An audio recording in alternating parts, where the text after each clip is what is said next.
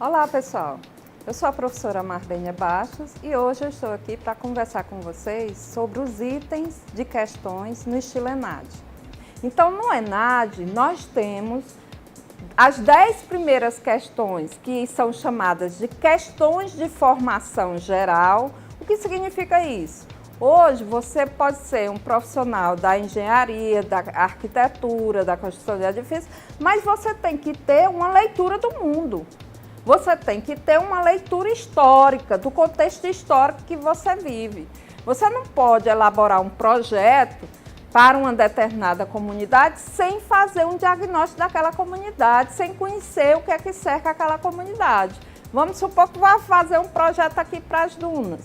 Tem que saber que aqui é a área de proteção ambiental, então isso é o que a gente chama de formação geral, quer dizer, são conceitos que não necessariamente você viu na faculdade, né? Você pode ter visto alguma coisa sobre educação ambiental, direitos humanos, relações étnico-raciais, naquelas disciplinas, né, de ciências sociais, de carreira e liderança, algumas disciplinas de educação ambiental, mas você viu uma disciplina num contexto de 50 disciplinas. Então, essa formação geral é a formação que faz parte do seu dia a dia, das suas leituras, do jornal que você sempre no dia a dia deve estar atualizado. Então, no ano de ENAD, vocês se debrucem, gostam muito de internet, então ao invés de ficar só no site de entretenimento, lazer e jogos, procurem os sites de notícias, porque geralmente as questões de formação geral provêm das notícias do dia a dia, do conhecimento que você tem, da leitura que você faz da sociedade que você vive. Após essas questões de formação geral, nós temos 30 questões do que a gente chama de formação específica. As questões de formação específica envolvem todo o conteúdo que você estudou na faculdade. Então, eram essas as questões iniciais. Vamos passar agora para ver os tipos de questões, os tipos de item. Bom, o primeiro tipo de item que a gente vai mostrar para vocês, de múltipla escolha, se refere à complementação simples ou afirmação incompleta. Aqui eu exemplifico para vocês uma questão do ENAD de Engenharia Civil. Então, foi do ENAD do último ciclo, a última vez que a Engenharia Civil fez a avaliação do ENAD em 2014.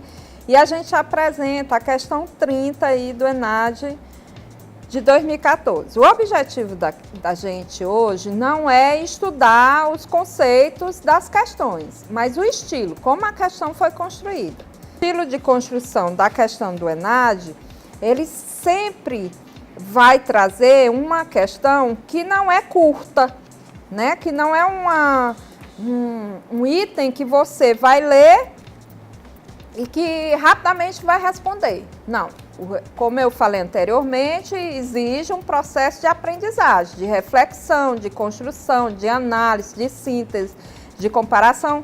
Então, a gente tem aí, na questão 30, um texto base, né, que vai falar sobre o serviço de uma implantação de uma rodovia. E aí, nesse texto base, vai apresentar uma tabela sobre as falhas identificadas no campo, né, de acordo com os trechos. E abaixo dessa tabela, vocês verão um enunciado. Qual é o enunciado? Os serviços em que foram identificadas as falhas nos trechos 1, 2, 3 e 4, respectivamente, são.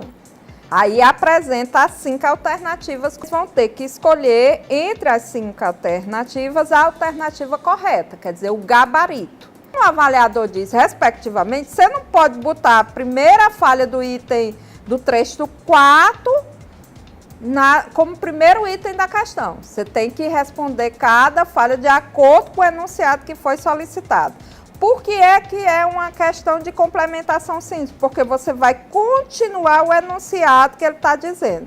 Então, por exemplo, no caso dessa questão, os serviços em que foram identificadas as falhas nos trechos 1, 2, 3 e 4, respectivamente, são, aí é o item C. Aí são imprimação, execução da base, execução da subbase e aplicação do microrrevestimento. Então, veja bem, é complementação simples porque você está complementando a frase. O outro tipo de item de múltipla escolha, no slide seguinte, é o que a gente chama de resposta única. Então, nesse tipo de item de múltipla escolha, há também um texto base, né, que vocês estão vendo aí, a questão 18 do ENAD 2014. Tem um texto base aí que tem uma citação. Essa que a gente diz que é resposta única, porque no enunciado, o avaliador registra: o alumínio aeronáutico possui uma combinação única de propriedades que o tornam um material de construção versátil, altamente utilizável e atrativo. Essas características são devidas a quais propriedades? Quer dizer, ele faz uma pergunta direta, por isso que você tem que ter uma resposta única. No caso aí é o item A. As características que ele quer que você defina, registre, são alta resistência mecânica e baixa densidade. O outro tipo de item de múltipla escolha, aí no slide seguinte, é o que a gente chama de interpretação. Então, na interpretação, você vai ter que ler toda a questão para, a partir da leitura, elaborar uma interpretação e escolher a alternativa correta. Então, toda questão de múltipla escolha que envolve interpretação, ela vai ter necessariamente um gráfico, uma imagem, uma tabela, um caso, né, um exemplo, um diagrama, um mapa, uma citação ou um texto próprio do autor, do avaliador que está fazendo. Então, ele utiliza esse estímulo, né, essa situação estímulo, para que você interprete o enunciado da questão que ele está propondo. Então, leia com atenção para fazer as devidas interpretações, porque é isso que o avaliador quer que você responda, que você demonstre a sua competência de comparar, de analisar e de interpretar, certo?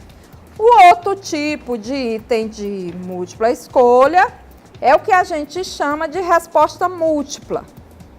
Na resposta múltipla, além daquele texto base, né, que a gente já falou, que todas as questões do ENAD começam com um texto base, esse texto é para lhe situar no conceito que vai ser estudado. É para que você compreenda, tem uma base, uma referência, por isso que o nome é texto base. Tem uma referência para responder a questão. Para que você não viaje muito, né, na busca da solução do problema. Então, além do texto base, nós vamos ter 3 ou 4 afirmações que elas podem ter uma ou mais afirmação correta. Só que na hora de você preencher a alternativa, há uma chave de resposta, quer dizer, com 5 alternativas, como eu já falei para vocês, todos os itens de questão ENAD tem 5 alternativas para você escolher uma correta. Então, esse tipo de questão de resposta múltipla, como vocês vão ver no exemplo aí da questão 2, você vai ter um texto base. Esse texto base, gente, ele pode ser uma figura, uma ilustração. Então, no caso aqui, dessa questão que eu estou apresentando, tem um texto base. Mas poderia ser o quê? Poderia ser ilustração, poderia ser tabela, poderia ser gráfico, certo? Não é obrigatório ser só o texto escrito do autor. Então, aí tem o texto base, aí depois ele apresenta as afirmações. Ó, a respeito, no enunciado, né? A respeito desta temática, avalie as afirmações a seguir. Aí tem 3 afirmações. E logo abaixo disso, a gente tem uma chave de resposta, que é onde vai ter aquelas 5 alternativas para você escolher uma. Então, aí ele apresenta, está correto que se afirma em, aí letra A, 1 apenas, letra B, 2 apenas, letra C, 1 e 3 apenas, letra D, 2 e 3 apenas e letra E, 1, 2 e 3. Quer dizer, todas as alternativas estão corretas.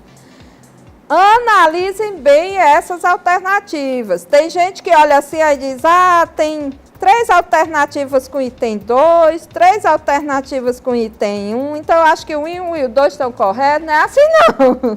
Tem que ir, de fato, olhar as afirmações, porque às vezes pode ser que apenas um esteja correto, certo? O objetivo do avaliador é que você faça uma análise comparativa e veja dessas afirmações aqui realmente tem mais correto. Nessas afirmações tem que ter cuidado com aqueles termozinhos que eu falei, né? Exclusivamente, totalmente, especialmente, que já é uma forma do distrator excluir alguma coisa. Então tem que analisar esse tipo de item. Um outro item de múltipla escolha, que esse tipo de item de múltipla escolha, infelizmente, nas faculdades, ele é pouco trabalhado e é um dos itens que os alunos nas provas do ENAD mais erram, porque ele dá a impressão de ser mais difícil do que as outras, mas na realidade não é. É só uma questão de você raciocinar, é uma questão de raciocínio lógico e é uma questão de você conhecer se as afirmativas são corretas ou não. Esse item é o que a gente chama de acessão razão. Quer dizer, são 2 acessões, quer dizer, 2 afirmativas, 2 proposições que são ligadas pela palavra porquê. E você tem que dizer se as 2 estão corretas e se a segunda é uma causa da primeira. Se a segunda justifica a primeira. Só que nas alternativas, você vai ter a alternativa que vai dizer todas as 2 afirmações são erradas. Então, você tem que parar, raciocinar, elaborar uma análise, uma síntese, comparar, interpretar e escolher a alternativa correta. Então, nesse caso aqui, eu vou ler bem devagarinho, porque essa é a questão de múltipla escolha. Esse estilo de questão, não foi essa questão aqui especificamente que os alunos mais erraram, mas é esse estilo de questão que os alunos mais erram no ENAD. É esse estilo. Aqui mesmo na faculdade, nas provas que eu faço, é esse estilo de questão de múltipla escolha que os alunos mais erram. Mas erram por quê? Porque ficam em dúvida. Porque não tem dificuldade de associar a primeira afirmativa com a segunda e dizer se uma é causa da outra.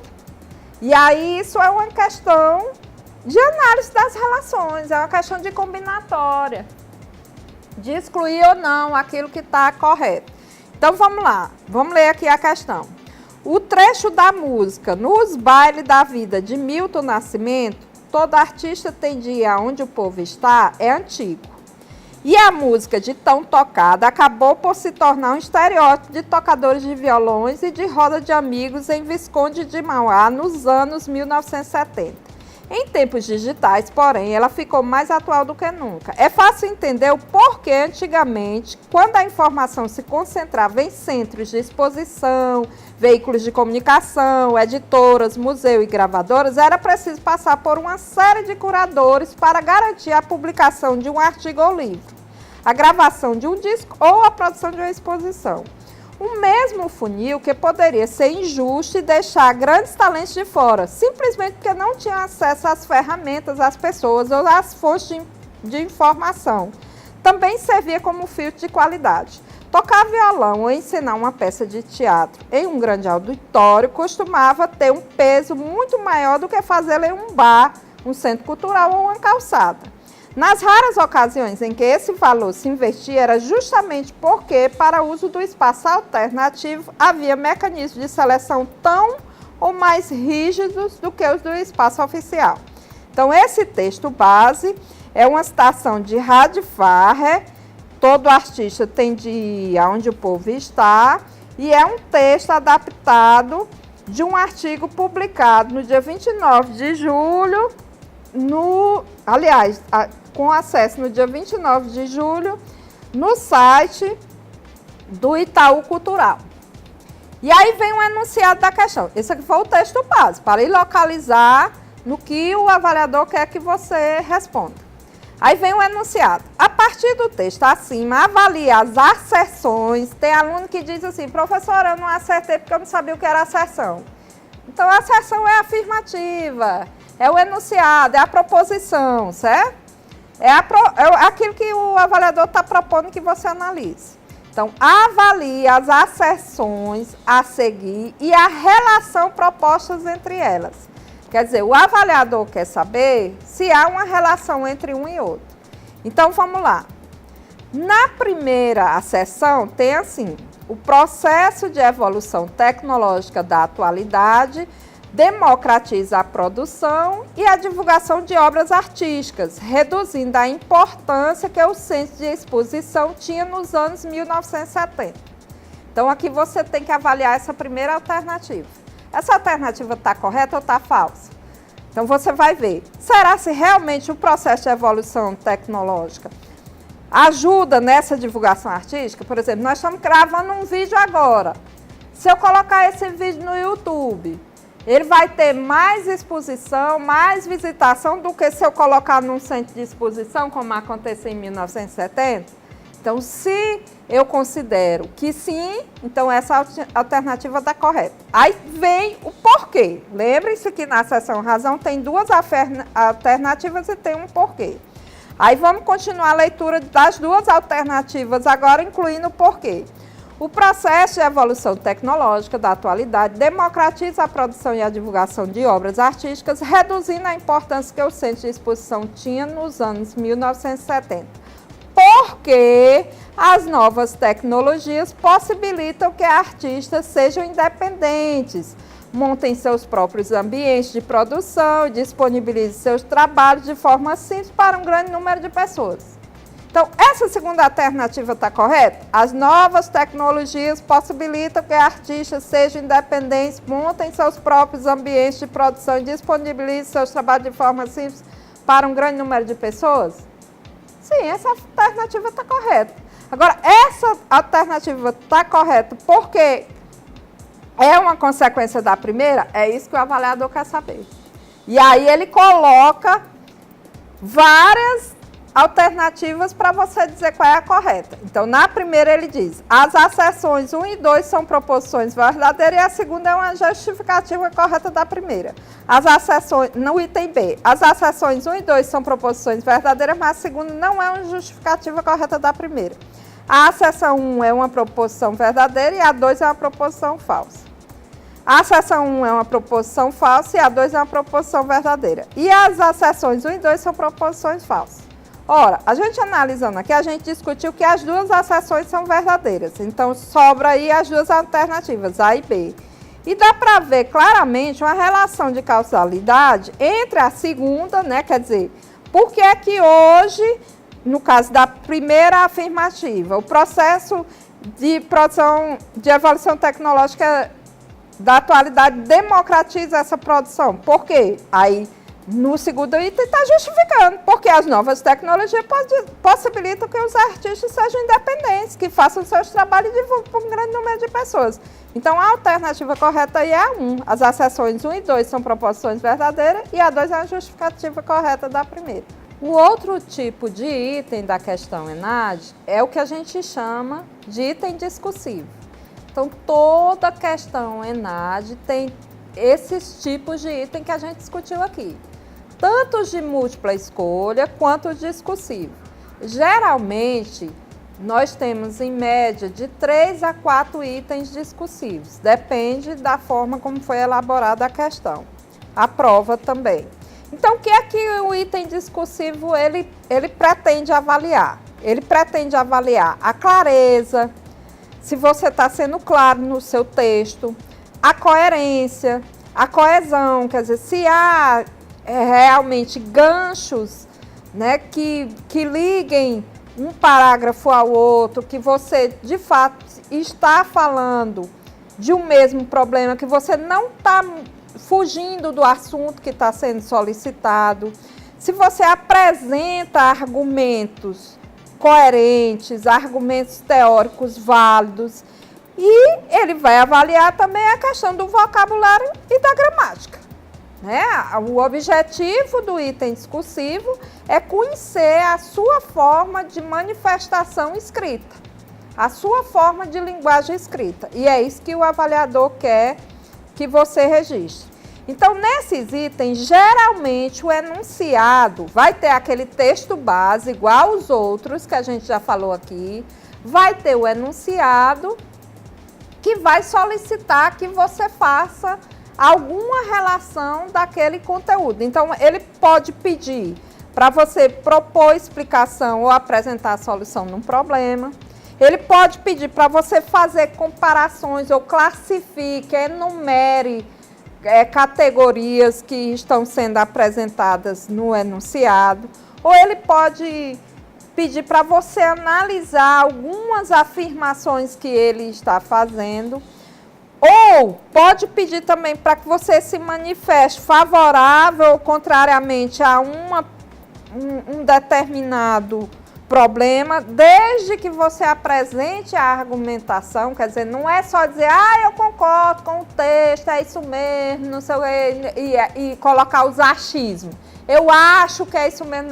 Não é.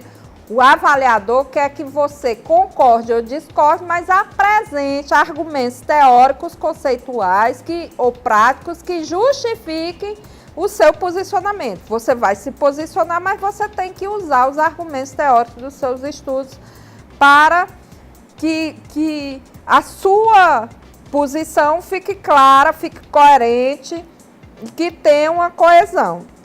Pode também ser solicitado para você elaborar uma síntese, para você apresentar algo original, algo inovador diante da solução de um problema, ou pode pedir para você formular a conclusão diante de várias alternativas. Então, o item discursivo, você tem que ver o que é que o avaliador está pedindo no enunciado. Então, por exemplo, aí nós colocamos uma questão discursiva de formação geral, onde o tema é mobilidade urbana. Então, aqui vai apresentar, né, uma questão discursiva sobre a mobilidade urbana, tem um texto base, depois ele apresenta uma tabela sobre mobilidade urbana em cidade com mais de 500 habitantes, falando sobre os veículos não motorizados, motorizado coletivo e motorizado individual, e os percentuais. E depois ele vai apresentar o enunciado, que é o que ele está pedindo que você faça. Então, ele diz, tendo em vista o texto e o quadro de mobilidade urbana apresentados, redige um texto dissertativo contemplando os seguintes aspectos. Aí tem consequências para o desenvolvimento sustentável do uso mais frequente do transporte motorizado. Então, ele quer que você justifique, que você apresente consequências para o desenvolvimento sustentável. Quais são as consequências de usar um transporte motorizado, levando em consideração o desenvolvimento sustentável? Então, esse item aí vale 5 pontos. O outro item que vale 5 pontos é 2 ações de intervenção. Quer dizer, você tem que apresentar 2 ações de intervenção que contribuam para a consolidação de política pública de incremento ao uso de bicicleta na cidade mencionada, assegurando-se o desenvolvimento sustentável. Então, assim, está bem claro no enunciado o que é que o avaliador quer.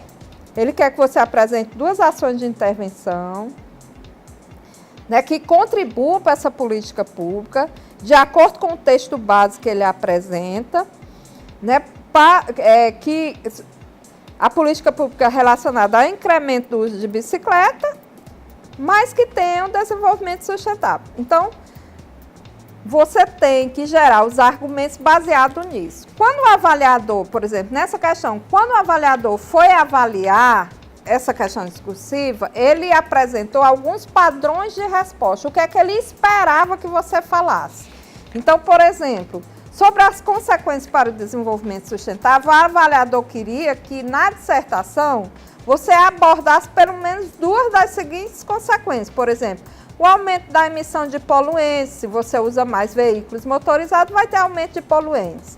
Aumento da emissão de gases de efeito estufa, poluição visual e sonora, aumento de temperatura local e global, aumento do consumo de combustível, de problemas de saúde, enfim, Tem várias questões que você tinha que dizer se ele está pedindo, ó, o item está pedindo consequências. Então, você tem que apresentar pelo menos duas, que está no plural.